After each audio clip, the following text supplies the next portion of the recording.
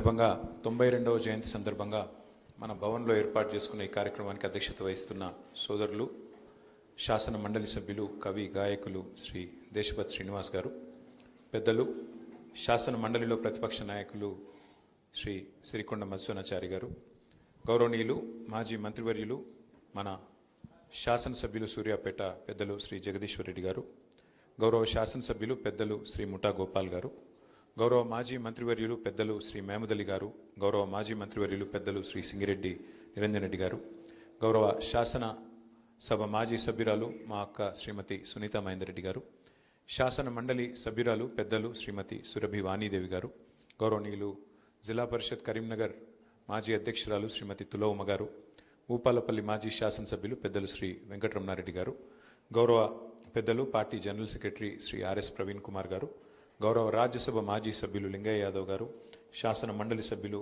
శ్రవణన్న గారు, శాసన మండలి సభ్యులు తమ్ముడు రాజు గారు, రాజ్యసభ మాజీ సభ్యులు party general secretary Shri Ravula Chandrasekhar Reddy గారు, గౌరవ శాసనసభ మాజీ సభ్యులు శ్రీ ముత్తిరెడ్డి యాదగిరి రెడ్డి గారు, రవీంద్ర కుమార్ గారు, కోరుకంటి చందర్ గారు, గౌరవనీయులు డాక్టర్ మెతుకు ఆనంద్ గారు, అదేవిధంగా వేదిక ముందున్న గౌరవ శాసన సభ మాజీ సభ్యులు శ్రీ మల్లయ్య యాదవ్ గారు, అదేవిధంగా వేదికపైన ఉన్న రాగిడి లక్ష్మారెడ్డి గారు, గౌరవనీయులైన కార్పొరేషన్ల మాజీ అధ్యక్షులు మా భరత్ అన్న, రామచందర్ అన్న, అట్లాగే రాకేష్, నగేష్ అన్న, గెల్లుసీను, కిషోరు, ఇంకా మిత్రులందరికీ వాల్యానాయక్ గారు, రాజీవ్ సాగర్ గారు, నాగేంద్ర గౌడ్ గారు, పేరు పేరున అందరికీ, ఆడబిడ్డలకు, అన్నదమ్ములకు, పత్రికా మిత్రులకు అందరికీ నమస్కారాలు. అందరికీ కూడా హృదయపూర్వకంగా ధన్యవాదాలు.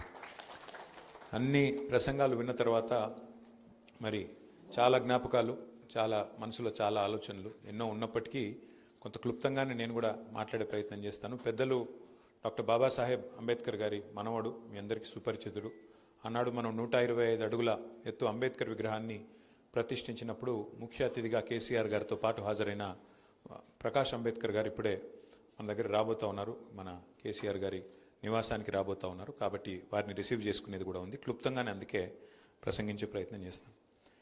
కేసీఆర్ గారు ఎట్లా అయితే ఇవాళ మనందరం కూడా కేసీఆర్ గారిని ఎంత గొప్పగా అయితే తెలంగాణ సాధించిన ఒక జాతిపితగా మనందరం ఎట్లయితే భావిస్తామో, కేసీఆర్ ఫాదర్ ఆఫ్ తెలంగాణ అని ఎట్లయితే భావిస్తామో, ఒక మాటలో చెప్పాలంటే కేసీఆర్ గారు ఆనాడు తనకు గాడ్ ఫాదర్గా చూసుకున్నది, కొలుచుకున్నది ఎవరిని అంటే పెద్దలు ప్రొఫెసర్ ఆచార్య కొత్తపల్లి జయశంకర్ గారు. నేను ఒక 10 సంవత్సరాల పాటు, నా అదృష్టం ఒక 10 సంవత్సరాల పాటు జయశంకర్ సార్తో పాటు అభిప్రాయాలు పంచుకునేదానికి కానీ, వారి నుంచి విషయాలు తెలుసుకునేదానికి కానీ నాకు కూడా అదృష్టం కలిగింది. 2004 ఆగస్టు నుంచి 2013-14లో వారు చివరి దశ దాకా కూడా వారితో ఎన్నో సందర్భాలలో ఎన్నో గంటలు గడిపే అవకాశం అందరికీ కూడా అంతమందికి దక్కింది. వారితో పాటు నాకు కూడా కొంత దక్కింది. నిజంగా ఆయన ఎంత గొప్పవాడంటే ఆయన ఒక ఎన్సైక్లోపీడియా. ఎప్పుడు ఏ రోజు ఏ సెకండ్లో మనకి ఏ అనుమానం వచ్చినా, ఏ సందేహం వచ్చినా సార్కి ఫోన్ చేస్తే ఆన్సర్ వెంటనే దొరికేది. ఫలానాది ఆయనకు తెలియదు, ఫలానా విషయం వారికి తెలియదు అనే పరిస్థితి లేదు. అంటే ప్రపంచ విషయాలు కానీ, భారతదేశానికి సంబంధించిన విషయాలు కానీ, ఉమ్మడి ఆంధ్రప్రదేశ్, తెలంగాణకు జరిగిన వివక్ష, అన్యాయం, ఏ రంగం తీసుకున్నా జయశంకర్ సార్కు తెలియని సబ్జెక్ట్ అంటూ ఉండకపోయేది. అంతలాగా ఆయన అధ్యయనం చేసేది, అంత చదివేది, అంత అర్థం చేసుకునేది, అవగాహన పెంచుకొని ఇతరుల జ్ఞానాన్ని పంచే ప్రయత్నం చేసేది. జయశంకర్ గారిని నేను కొన్ని విషయాలు కావాలని ఒక స్టూడెంట్ మాదిరిగా గుచ్చి అడిగేటాను. ఎందుకంటే సారు అల్టిమేట్గా టీచర్, ప్రొఫెసర్గా, వైస్ ఛాన్సలర్గా పనిచేసిన, ఇంకా ఎన్నో ఉన్నతమైన పదవులు అధిరోహించిన, అల్టిమేట్గా వారు ఒక టీచర్ వృత్తిపరంగా. కాబట్టి అడిగితే నొచ్చుకోకుండా, అస్సలు ఏమాత్రం చెప్పిన విషయాన్ని మళ్ళీ చెప్పాల్సి వచ్చినా చాలా ఓపికగా చెప్పేది. ఒక్క మాట నాకు బాగా గుర్తున్న మాట. నేను ఒకసారి వారిని అడిగిన, సార్ ఇప్పుడు వెనుకబాటుతనం తెలంగాణ రాష్ట్ర ఏర్పాటుకు గల కారణాల్లో ఒక ప్రధానమైన కారణం అని మీరు చెప్తారు కదా, మరి అట్లాంటిది వెనుకబాటుతనం కూడా ఒక ముఖ్యమైన కారణం అయితే మరి అన్నిటికంటే ఎక్కువ దగాపడ్డ జిల్లా ఏది తెలంగాణ ప్రాంతంలో, ఉమ్మడి ఆంధ్రప్రదేశ్లో అంటే అది మహబూబ్ నగర్ జిల్లా. అతిపెద్ద జిల్లా, అతి ఎక్కువ దగాపడ్డ జిల్లా పాలమూరు జిల్లా. మరి అలాంటి మహబూబ్ నగర్లో ఉద్యమం చాలా ఉచ్చ స్థాయిలో, పై స్థాయిలో, పతాక స్థాయిలో ఉండాలి కదా. అప్పుడు నేను చెప్పేది 2005, 2006, 2004 ఆ ప్రాంతంలో. మరి ఎందుకు మనం 6 సీట్లలో పోటీ చేస్తే ఒకటే గెలిచినాము, ఎందుకు పోయినాయి సార్ అని 2004లో వారిని అడిగిన నేను. అడిగితే వారు ఒక గొప్ప మాట చెప్పినారు, నాకు ఇంకా ఈ రోజు కూడా గుర్తుంది. వారు ఏమన్నారంటే నన్ను రాము అని పిలిచేది. రాము, ఒకటి గుర్తుపెట్టుకో, నువ్వు ఇది మనుషులకి, వర్గాలకి, సమాజానికి, రాష్ట్రాలకి, దేశాలకి అన్నిటికీ ఇదే రకమైన ఒక సోషియలాజికల్ ఎవల్యూషన్ ఉంటుంది. ప్రతి మనిషి సహజ సిద్ధంగా కోరుకునేది ఏంటి అంటే మొదలు సెల్ఫ్ సఫిషియన్సీ, అంటే స్వయం సమృద్ధి సాధించడం. సాయంత్రం నాకు ఎక్కడి నుంచి తెచ్చుకోవాలి, నా భార్య పిల్లలకు తిండి ఇడికెళ్ళి పెట్టాలి, నేను ఎట్లా బతకాలి, మొదలు ఆలోచించేది ఎవరైనా గది. ఏం ఉద్యోగం చేయాలి, ఏం చేయాలి, ఎట్లా తనలాడాలి, ఇంటోళ్ళని ఎట్లా కాపాడుకోవాలి, నేను నా కుటుంబాన్ని ఎట్లా పోషించుకోవాలి. ఫస్ట్ సెల్ఫ్ సఫిషియన్సీ అనేది ఇంపార్టెంట్. సెల్ఫ్ సఫిషియన్సీ అనే స్టేజ్ దాటిందనుకోండి, వచ్చిందనుకో, నీకు ఇక తిండికి డోకలేదు, 3 పూటలకు డోకలేదు, వచ్చే నెల రోజులకు డోకలేదు అనుకుంటే, లేదా వచ్చే సంవత్సరం డోకలేదు అనుకుంటే, నెక్స్ట్ వచ్చేది స్టేజ్ ఏంది అంటే పరిణామ క్రమంలో సెల్ఫ్ రెస్పెక్ట్, ఆత్మగౌరవం. అరే నన్ను మనిషి తిరిగిన చూస్తలేరు, ఏం సంగతి, నేను గల్లబడతలేనా, నేను గాన రాకుండా అని చెప్పి సెల్ఫ్ రెస్పెక్ట్ గురించి ఆరాటం పెరుగుతుంది. మూడవ దశ ఏంది అంటే ఆ సెల్ఫ్ రెస్పెక్ట్ అనేది కూడా వచ్చిందనుకో, మూడవ దశ సెల్ఫ్ రూల్, స్వయం పాలన.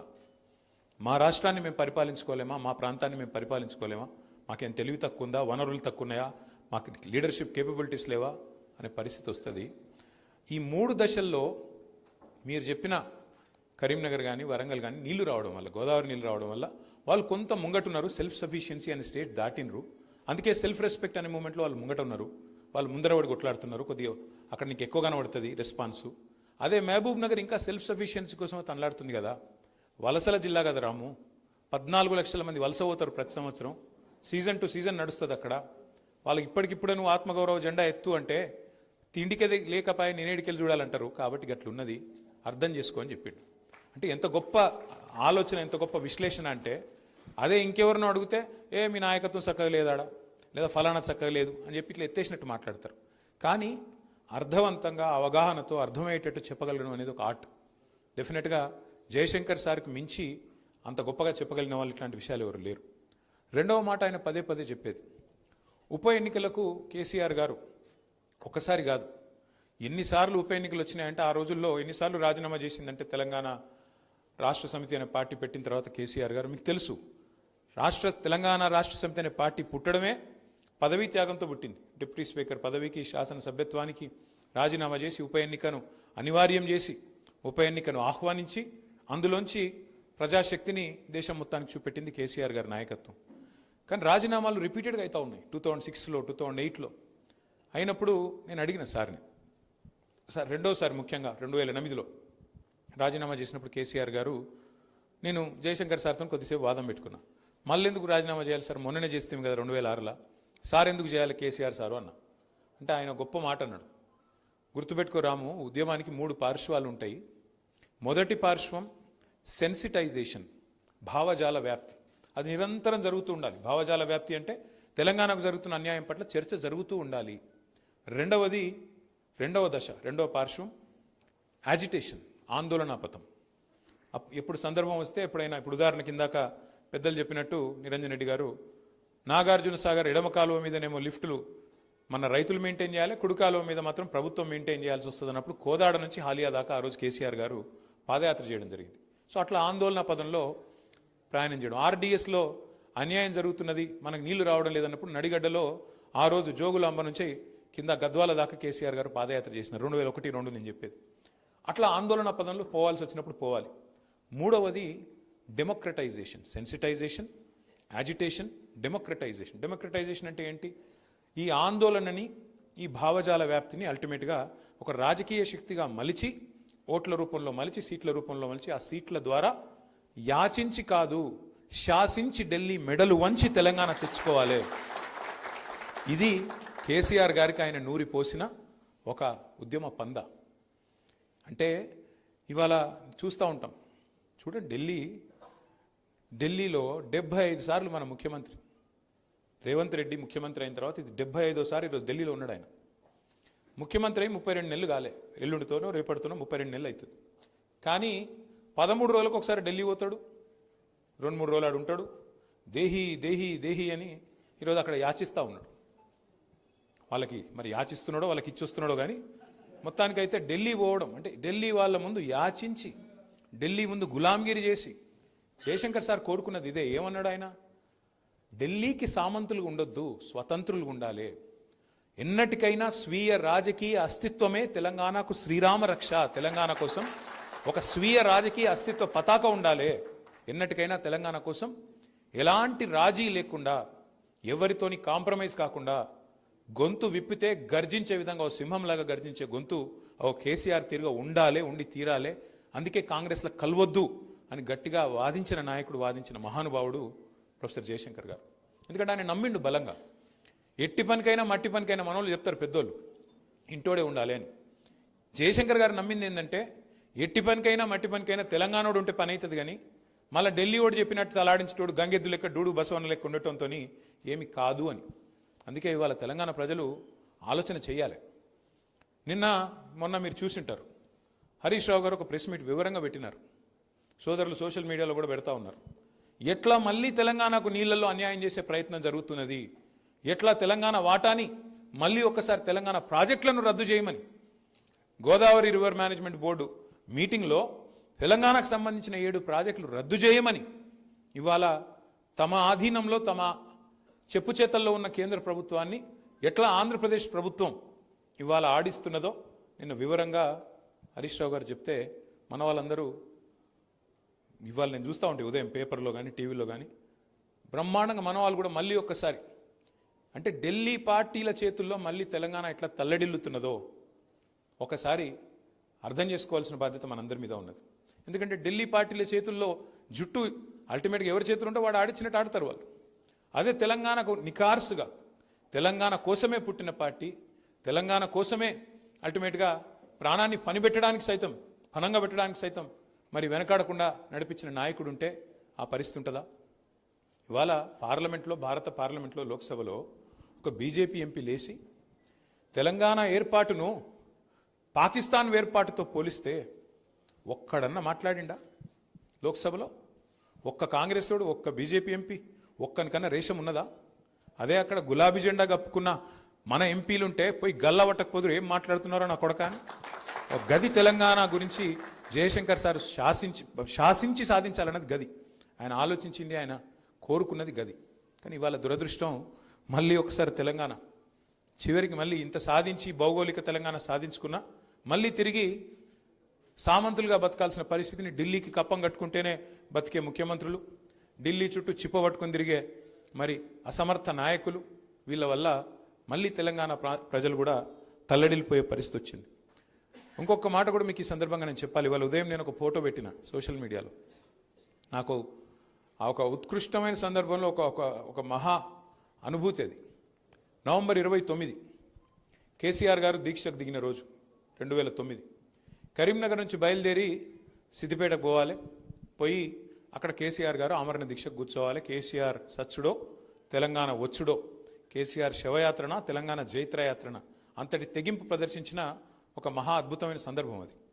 తెలంగాణ సమాజం మొత్తం నిట్ట నిలువున మరి తెలంగాణ కావాలన్నా వద్దా అని తేల్చుకొని ఒకవైపు బరిగీసి నిలబడ్డ సందర్భం ఆ రోజు సార్తో పాటు, కేసీఆర్ సార్తో పాటు అదే కారులో నాయన నరసింహారెడ్డి గారు, జయశంకర్ గారు, అట్లాగే కెప్టెన్ లక్ష్మీకాంతరావు గారు అనుకుంటా, లేదా రాజయ్య యాదవ్ గారు అనుకుంటా, అందరు కలిసి కారులో బయలుదేరి పోతా ఉన్నారు. అల్గనూరు చౌరస్తా దగ్గర కరీంనగర్ దాటంగానే, మానేరు దాటంగానే అక్కడ ఆపినరు. మా కారులన్నీ మానేరు బ్రిడ్జ్కి అవతలకి ఆపేసిండ్రు. పోలీసు వాళ్ళు ఎక్కడికక్కడ బ్యారికేడ్లు పెట్టి ఆపేసిండ్రు. మేము దిగి ఆ బ్యారికేడ్లు నూకేసి అటు ఇటు చేసి బండ్లను ఆపింది కాబట్టి దిగి ఉరికొచ్చే వరకే కేసీఆర్ గారిని అరెస్ట్ చేసినారు. మేము ఆ బ్రిడ్జ్ దాటే లోపలనే కేసీఆర్ గారిని అరెస్ట్ చేసి వరంగల్ వైపు వేగంగా వెళ్ళిపోయినారు. మేము ఆడ చేరుకునే వరకు కరెక్ట్గా ఆ హడావుడిలో వాళ్ళు జయశంకర్ సార్ని అక్కడనే వదిలేసింది పోలీసు వాళ్ళు. నేను వెంటనే సార్ను చేయి పట్టుకొని, సార్ మీరు నాతో రండి, ఈ లొల్లి అవుతుంది ఇదంతా మీరు నాతో రండి అని చెప్పి నా కారులో కూర్చోబెట్టుకుని బయలుదేరిపోతా ఉన్నాం. ఇది అల్గనూరు నుంచి హన్మకొండ పోతున్నాం. హన్మకొండకు పోగానే అక్కడ కాకతీయ విశ్వవిద్యాలయం ఆ ప్రాంతం రాగానే మొత్తం అక్కడ మా విద్యార్థి సోదరులందరూ ఎప్పటికే ఆందోళన మొదలుపెట్టిండ్రు. రోడ్డుకు అడ్డంగా వచ్చి కూర్చున్నారు. వాసుదేవరెడ్డి ఇక్కడనే ఉన్నాడు, శరత్ ఇక్కడనే ఉన్నాడు, ఇంకా చాలామంది తమ్ముళ్ళు వరంగల్ వాళ్ళు కూడా ఉన్నారు. మరి అందరు వచ్చి రోడ్డుకు అడ్డంగా వందలాది మంది విద్యార్థులు వచ్చి కూర్చున్నారు, రాస్తారోకో చేస్తున్నారు. కానీ మా కారు రాగానే జయశంకర్ సార్ను చూసిండ్రు.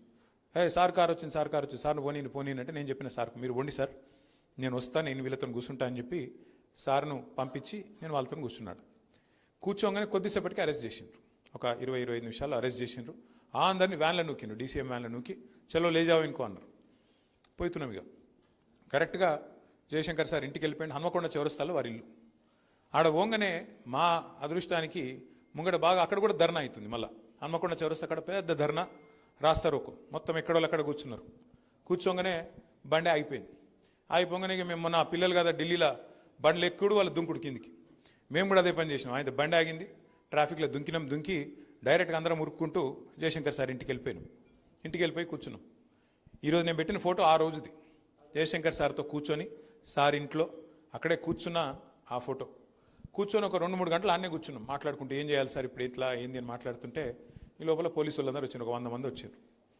వచ్చి మీరు అరెస్ట్ అయినరు, అరెస్ట్ అయిన వాళ్ళు మళ్ళీ బయటకు పారిపోయినారు, మీరు మళ్ళీ మా ఎంబడి రావాలి అన్నారు. నేను సార్ని అడిగిన, ఏముంది రాము పోయిరా పో అన్నాడు. పోయినా నన్ను తీసుకుపోయి ఆయనతో వరంగల్ జైలుకి తీసుకుపోయారు. సారు వెంటనే బయలుదేరి, సార్కి పెద్ద మనిషి కదా, ఆయన ముట్టే ధైర్యం లేదు వాళ్ళకు. డైరెక్ట్గా సారు అని చెప్పి నన్ను అరెస్ట్ చేసి పోలీసులు తీసుకుపోతుంటే నువ్వేం భయపడకు, మేము అందరం ఉన్నాం ఈడ. సార్ ఉన్నాడు, కేసీఆర్ సార్ ఉన్నాడు, ఆయన దీక్ష నడుస్తూనే ఉన్నది. వీళ్ళు అరెస్ట్ చేసినంత మాత్రాన దీక్ష అవుతుందా? నేను బయలుదేరిపోతా కదా, నీకెందుకు? మేమందరం మిమ్మల్ని అందరినీ తీసుకుపోయి, నేను చాలా చూసిన రాము, తీసుకుపోయి 18 నెలలు 24 నెలలు కూడా పెడతారు జైల్లో అవసరమైతే. పీడీ యాక్ట్లు పెడతారు, 24 నెలలు పెడతారు. ఎమర్జెన్సీలో పెట్టినట్టు కాంగ్రెస్ వాళ్ళు దొంగలు, ఎమర్జెన్సీలో పెట్టినట్టు తీసుకుపోయి లోపల నూకుతారు. ఉద్యమాన్ని అణచివేయచ్చు అనుకుంటారు మూర్ఖులు వీళ్ళు. కానీ వీళ్ళకి తెలియదు ఉద్యమం ఎటువంటిదో. ఒక భాస్వరం లెక్క మండుతుంది. మీరెవ్వరు భయపడకండి బిడ్డ, మేమున్నాం కదా బయట, మేము బతికిస్తాం. మీరు మళ్ళీ బయటికి వచ్చే నాటికి తెలంగాణ ఎట్లా రాదు అన్న పరిస్థితి తెచ్చి చూపెడతామని చెప్పి మాకు ధైర్యం చెప్పి, నువ్వు పో పోలీసులతో పో అని చెప్పి పంపించినోడు జయశంకర్ సార్. సరే, అప్పటికే ఉద్యమం బగ్గుమని మండింది. ఒక శ్రీకాంతాచారి ఆ రోజే మరి తన ఒంటి మీద పెట్రోల్ పోసుకొని అంటించుకున్నాడు. ఒక్కటేసారి సమైక్యాంధ్ర ప్రభుత్వం రాజ్యం మొత్తం ఉలిక్కిపడ్డది. వామ్మో, ఇది పెట్టుకుంటే తట్టుకోలేమన్న భయం ఆవహించింది వాళ్ళు. అందుకే వాళ్ళు మమ్మల్ని జైళ్ళకు రోజులు పంపలేదు, కానీ ఒక 30-34 గంటలు జైల్లో ఉండి తిరిగి తెల్లారొచ్చి మళ్ళీ అసోసియేట్ అయింది. ఇదంతా ఎందుకు చెప్తున్నా అంటే, ఎంత గొప్ప మనిషి ఆయన అంటే 1900 చాలామందికి ఢిల్లీలో, ఎందుకంటే మనకంటే తెలుసు ఎంతో అంత, నిజంగా తెలంగాణలో కూడా చాలా మందికి తెలియదు. ఢిల్లీలో మమ్మల్ని ఇంగ్లీష్ జర్నలిస్టులు పట్టుకునేది. ఏంది మీ లొల్లి, ఎందుకు రాష్ట్రం, మీరు అసలు బతుకుతారా, రాష్ట్రం మనగలుగుతారా, వయబిలిటీ ఉందా అని అడ్డమైన క్వశ్చన్లు అడిగేది. అడిగితే జయశంకర్ సార్ ఎంత బ్యూటిఫుల్గా చెప్పేదంటే, we are not fighting for a new state, we are fighting to restore a state that existed separately for 8 years. 8 ఏళ్ళు స్వతంత్ర ప్రతిపత్తి కలిగిన ఒక రాష్ట్రంగా, వయబుల్ రాష్ట్రంగా, సర్ప్లస్ రాష్ట్రంగా, ఒక ధనిక రాష్ట్రంగా, సంపద కలిగిన రాష్ట్రంగా ఉన్న ఒక రాష్ట్రాన్ని తిరిగి పునరుద్ధరించుకోవడానికి మేము కొట్లాడుతున్నాం తప్ప కొత్తగా కొట్లాడతలేమరా నాయన అంటే వాళ్ళకి తెలియదు చరిత్ర. 1948 నుంచి 56 వరకు తెలంగాణ హైదరాబాద్ స్టేట్ రూపంలో ఒక ప్రత్యేక రాష్ట్రంగా ఉన్న విషయం వాళ్ళకి తెలియదు. ఇది చెప్పేది జయశంకర్ సార్ పదే. జయశంకర్ సార్ చెప్పేది, అయ్యా మీకు తెలియదు, 1952లోనే ఫజల్ అలీ గారు, justice Fazal Ali, supreme court judge, ఆయన మొదటి రాష్ట్రాల పునర్విభజన కమిషన్కు చైర్మన్గా ఈ హైదరాబాద్ రాష్ట్రాన్ని ప్రత్యేకంగానే ఉంచండి, దీన్ని కలపకండి అని సిఫారసు చేసిండు అని రిపోర్ట్ ఇచ్చేది. అది కూడా వాళ్ళకి అర్థం కాకపోతే ఆయన చెప్పేది ఆ రోజుల్లోనే, అయ్యా మీరు అనుకుంటున్నట్టు ఇది భాషా ప్రయుక్త రాష్ట్రం కోసం ఇక్కడేం ఆందోళన జరగలేదు, ఆ భాషా ప్రయుక్త రాష్ట్రం కాదు, తెలుగు వాళ్ళకు ఒక రాష్ట్రం ఉండాలి, మేము తెలుగు వాళ్ళం వేడిపోతామని చెప్పి ఆంధ్రులు ఆనాడు పొట్టి శ్రీరాములు గారి నాయకత్వంలో మద్రాసు రాష్ట్రం నుంచి వేరుపడేందుకు చేసిన పోరాటం అయ్యా, దానికి మాకు సంబంధం లేదు అని డాక్యుమెంటరీ ఎవిడెన్స్తో సహా చూపెట్టేది. ఎవరైనా వయబిలిటీ అంటే 1953 లెక్కలు, 56 నాడు రాష్ట్రం వేరుపడ్డ నాడు ఎట్లా ఆంధ్రప్రదేశ్కి ఆనాడు రాజధాని లేక కర్నూలులో తాత్కాలిక రాజధాని ఏర్పాటు చేసుకొని గుడారాల్లో సెక్రటేరియట్లు, గుడారాల్లో ఆఫీసులు నడుపుకున్న పరిస్థితి గురించి వివరించి చెప్పేది. అంటే ఎంత గొప్పగా చెప్పేదంటే జయశంకర్ సార్, ఇప్పుడు నేను చెప్పలేకపోతున్నా కానీ, ఏ కారణం చేత అసలు ఆంధ్ర తెలంగాణను కలిపినరు, కమ్యూనిస్టుల ప్రభావం పెరగవద్దు, విజయవాడలో కమ్యూనిస్టులు ఆ రోజు ఒక ప్రధానమైన రాజకీయ పక్షంగా ఎదుగుతున్నారని చెప్పి కాంగ్రెస్ నాయకత్వం, మరి ఆనాటి పండిత్ జవహర్లాల్ నెహ్రూ కానీ, అప్పటి మరి కాంగ్రెస్ నాయకులు కానీ అందరూ కూడబలుక్కొని విజయవాడ కేంద్రంగా ఆ రోజు కమ్యూనిస్టు యోధులు, ముఖ్యంగా ఈ సూర్యాపేట, నల్లగొండ, ఖమ్మము, విజయవాడ ఆ ప్రాంతం మొత్తంలో కూడా కమ్యూనిజం బలంగా ఉన్న పరిస్థితుల్లో, సాయుధ పోరాటం అప్పుడే తెలంగాణలో జరిగిన పరిస్థితుల్లో మరి కమ్యూనిస్టుల ప్రభావం పెరుగుతుంది, దీన్ని అడ్డుకట్ట వేయాలని చెప్పి కూడా అదొక కారణం అని చెప్పి జయశంకర్ సారు రాజకీయంగా, సామాజికంగా చరిత్రని ఎన్ని కోణాల నుంచి విశ్లేషించేది, ఎన్ని కోణాల నుంచి స్పృశించేదంటే ఇవాళ మనం తలుచుకుంటే ఎంత తలుచుకున్నా తక్కువనే. అట్లాగే చాలామంది కొన్ని అపోహలు ఉంటాయి. రాజకీయ నిరుద్యోగులు, రాజకీయ నాయకులు 1969లో ప్రారంభించినారు తెలంగాణ ఉద్యమానికి. కొన్ని అపోహలు ఉంటాయి. చెన్నారెడ్డి గారి పేరు చెప్తా ఉంటారు. చెన్నారెడ్డి గారు వాడుకొని చివరికి ఆయన మళ్ళీ పోయి కాంగ్రెస్లో చేరినాడని చెప్తా ఉంటారు. కానీ జయశంకర్ సార్ మాకు చెప్పేది, చెన్నారెడ్డి తప్పేం లేదయ్యా. చెన్నారెడ్డి నిజానికి తెలంగాణ ఉద్యమంలో ఆ రోజు ముందు రాలేదు. 68, 69లో ఖమ్మంలో ప్రారంభమైంది విద్యార్థులు, ఉద్యోగుల వల్ల. తర్వాత కొంతమంది కవులు పాటలు రాసినారు. రావోయి రావోయి మర్రి చెన్నారెడ్డి, ఇకనైనా రావేమి వెర్రి చెన్నారెడ్డి అని చెప్పి ఆయన మీద కవులు పాటలు కూడా రాసినారు. రావయ్య బాబు ఇంకెప్పుడు వస్తావని. అప్పుడు మల్లికార్జున్ గారు ఇంకా ఇతర పెద్దలు అందరూ వచ్చిన తర్వాత చెన్నారెడ్డి గారు వచ్చింది. చెన్నారెడ్డి వచ్చినాక పెద్ద స్టాల్ వర్ట్ కాబట్టి ఒక ఊపు వచ్చింది. కానీ పాపం చెన్నారెడ్డి తప్పేం లేదు. ఆ రోజు చండశాసనంగా ఉండేది కాంగ్రెస్ ప్రభుత్వం ఢిల్లీలో. వాళ్ళు తొక్కిపారేసినారు ఉద్యమాన్ని, ప్రజాస్వామిక ఆకాంక్షని అని చెప్పి చెన్నారెడ్డి గారి మీద కూడా బదనాం ఎవరైనా చేయబోతే ఆపేది జయశంకర్ గారు. ఎందుకంటే ఆయన బాధ చెన్నారెడ్డో కేసీఆరో కాదు, తెలంగాణ వాళ్ళు బదనాం కావద్దు, తెలంగాణ పోరాటం చేసిన వాళ్ళు తెలంగాణ నాయకులను, ఎందుకంటే మాటి మాటికి మనకు మలినం చేసి మనకు ఏదో రకంగా బదనాం చేసి మనోళ్ళని చిన్నగా చేస్తారు అనేది ఆయన బాధ. మనోళ్ళని చిన్నగా చేయనీయద్దు. చాలామంది అనేది ఆయన జయశంకర్ గారిని, ఎందుకు మీరు కేసీఆర్ గారిని అంత నమ్ముతారు అని. ఆయన ఎప్పుడు అనేది ఒక మాట, కేసీఆర్కు మించి దక్షత, కమిట్మెంటు, కేసీఆర్కు మించి తెలంగాణ సాధించే విషయంలో మొండితనం ఉన్న నాయకుడిని ఒక్కని చూపెట్టండా నేను మీ ఎంబడి నడుస్తా అని చెప్పారు. ఆయన మొహమాటం కూడా పడేది కాదు. దేవేంద్ర గౌడ్ గారు పార్టీ పెట్టిండ్రు. చాలామంది వద్దన్నారు జయశంకర్ సార్, మీరు పోవద్దు సార్, మీరు కేసీఆర్ గారితో అసోసియేట్ అయి ఉన్నారు, పోవద్దు అంటే ఆయన ఒక మాట చెప్పిండు, ఎన్ని పార్టీలు వస్తే అంత మంచిదే, ఏం కాదు, తెలంగాణ రాష్ట్రం రావాలి. ఆ రాష్ట్రం వచ్చే క్రమంలో నేను చెప్పి వస్తా, వాళ్ళకు నేను చెప్పి వస్తా. ఏమని? దేవేంద్ర గౌడ్ సాబ్ కూడా చెప్తా, స్పర్ధ లేకుండా పనిచేయండి, సమాంతరంగా పనిచేయండి, ఒకరితోనొకరు కలహించుకోకండి. ఎవరు చేసినా అల్టిమేట్గా మీరు అందరూ కోరుతున్న తెలంగాణనే కదా. ఇప్పుడు హైదరాబాద్కి వెళ్ళి బయలుదేరి ఢిల్లీ పోవాలంటే నాగ్పూర్ మీదకి వెళ్ళి పోవచ్చు, బొంబాయి మీదకి వెళ్ళి కూడా పోవచ్చు. ఎటుకెళ్ళిపోయినా మళ్ళీ లక్ష్యం అదే కదా. మీకు తాత్కాలికంగా భావ సారూప్యత లేకపోవచ్చు, కానీ ధ్యేయ సారూప్యత ఉండాలి, లక్ష్య సారూప్యత ఉండాలి. అది ఉన్నంత కాలం ఎవరినైనా సరే మనం ఎంకరేజ్ చేయాలి అని బలంగా వాదించేది ప్రొఫెసర్ జయశంకర్ గారు. ఇట్లా చెప్పుకుంటూ పోతే ఎన్నో ఉన్నాయి. అనుమానాస్పదంగా ఎవరైనా మాట్లాడితే తెలంగాణ ఉంటుందా సార్, ఇప్పుడైతే నిలుస్తుందా సార్, వయబిలిటీ ఉంటుందా సార్ అంటే ఒకటే మాట అనేది. ఒకనాడు 1948లో సర్ప్లస్ స్టేట్, 56లో సర్ప్లస్ స్టేట్, 69లో బీపీఆర్ విఠల్ గారని ఒక ఐఏఎస్ అధికారి, సంజయ్ బారు గారి తండ్రి, ఆయన రాసిన పుస్తకం చూపెట్టది తెలంగాణ సర్ప్లస్ కేస్ స్టడీ అనేది. తర్వాత మళ్ళీ 2001లో అదే బీపీఆర్ విఠల్ గారు మళ్ళొక కేస్ స్టడీ రాసినారు, Telangana still surplus. Telangana surplus అని 69లో రాసిన విఠల్ గారు మళ్ళీ 2001లో రాసిన మాట తెలంగాణ స్టిల్ సర్ప్లస్. ఇవన్నీ చూపెట్టి జయశంకర్ గారు ఇట్లా పుస్తకాలు ముంగట కొట్టి చెప్పేది, అయ్యా నేను చెప్తలేను, ఎకానమిస్టులు చెప్తున్నారు, చూడండి, నేర్చుకోండి, తెలంగాణ సమృద్ధిగా ఉన్న రాష్ట్రం అని చెప్పేది. ఇవాళ మొత్తం నిజంగా చెప్పాలంటే సమృద్ధిగా ఉన్న రాష్ట్రం ఇది. నీళ్లు, నిధులు, నియామకాలు అన్ని పుష్కలంగా ఉన్న రాష్ట్రం. నీళ్లు పుష్కలంగా ఉన్నాయి, కానీ పాలమూరు పంపులు ఆన్ చేయడు ముఖ్యమంత్రి, కన్నెపల్లి పంపులు ఆన్ చేయడు. ఎందుకు? మనకేమో గురువు జయశంకర్ గారు, ఆయనకేమో గురువు పక్క రాష్ట్ర ముఖ్యమంత్రి. పక్క రాష్ట్ర ముఖ్యమంత్రి గారు ఏం చెప్తే ఆయనకు అంత వాడడం తప్ప ఆయనకు ఇంకోటి తెలియదు. ఈ ముఖ్యమంత్రి గారికి తెలంగాణ ప్రయోజనాలు కానీ కనీసం జై తెలంగాణ అనడానికి కూడా మనసొప్పది ఈ ముఖ్యమంత్రికి. అట్లాంటి దౌర్భాగ్య పరిస్థితి వాళ్ళ తెలంగాణలో ఉండడం అనేది మనకెంతో బాధాకరం.